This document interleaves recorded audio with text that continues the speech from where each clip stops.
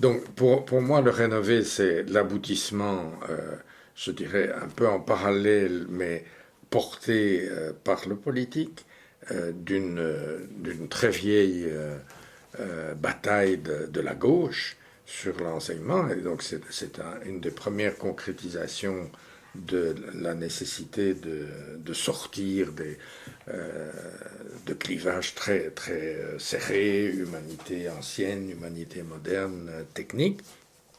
Et donc, en soi, c'était une idée enthousiasmante, euh, mais qui, comme d'autres plus tard, était portée, enfin majoritairement par le politique, qui a proposé donc une structure avec faisant un peu éclater, enfin même beaucoup donnant la possibilité oui, de faire éclater ces cloisons.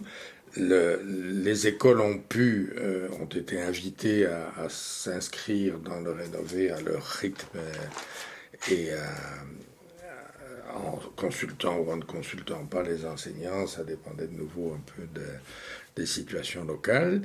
Euh, et donc pour moi, l'idée du rénové était évidemment excellente. Sa mise en pratique a été rendue extrêmement difficile. D'une part, parce que la droite libérale est montée tout de suite au créneau pour dire que c'était un nivellement par le bas. Donc au niveau de l'opinion, ça prend toujours, et à cette époque-là, ça a très bien pris.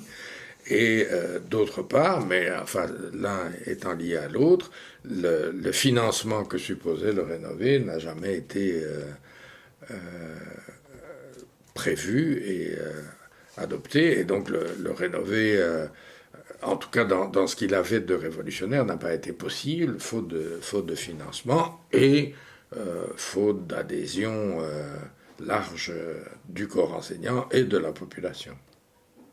Et peut-être aussi faute d'évaluation du Peut-être, processus.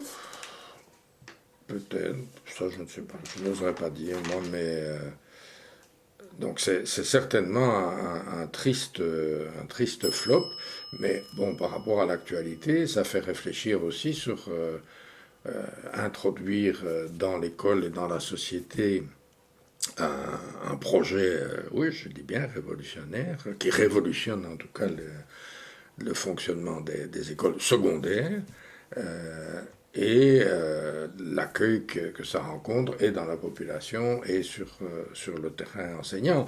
Donc les premières écoles qui se sont engagées dans le rénové étaient des écoles qui, d'une certaine manière, en tout cas dans l'esprit, faisaient de la rénovation dans les structures traditionnelles, mais qui ont pu respirer et faire des tas de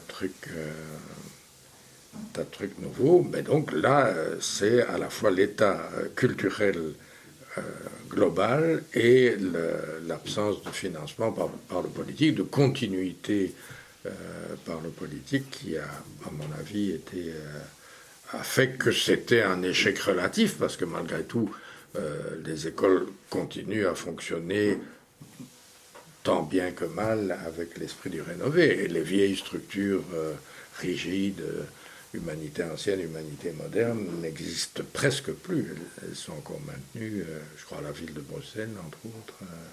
Est-ce que tu peux essayer de caractériser de façon synthétique l'esprit du rénové? Qu'est-ce qui a changé? Qu'est-ce qu'on a essayé de faire changer et qu'est-ce qui a changé effectivement? Mais donc, pour moi, l'esprit du rénové était déjà une option de gauche sur l'école qui disait il faut ouvrir plus largement l'éventail. Donc il y avait quelque chose de... euh, aujourd'hui on dit polytechnique. Donc c'était pas polytechnique, encore qu'il y avait en première des ateliers. Il y a des écoles qui ont fait des ateliers manuels. Euh, donc une approche des publics scolaires diversifiés qu'on voulait rencontrer dans l'école secondaire. Euh, donc, pour moi, c'est une approche progressiste de gauche, et donc des dispositifs à la hauteur de cette ambition. Mais des dispositifs qui auraient supposé, comme aujourd'hui, devrait exister en matière de formation initiale et continuée, une autre approche de l'école, quoi. Et donc il n'y avait pas du tout à l'époque ce qui justifiait en partie le réflexe de nivellement par le bas. Il y avait très peu dans la population au sens large et dans le milieu des enseignants une réflexion sur les inégalités. Et donc, mais elle était portée, le Rénové voulait en partie répondre à ça, mais il y avait encore toute la notion des dons, la douance, comme disent les Québécois, et donc toute une approche qui a disparu ou quasi disparu.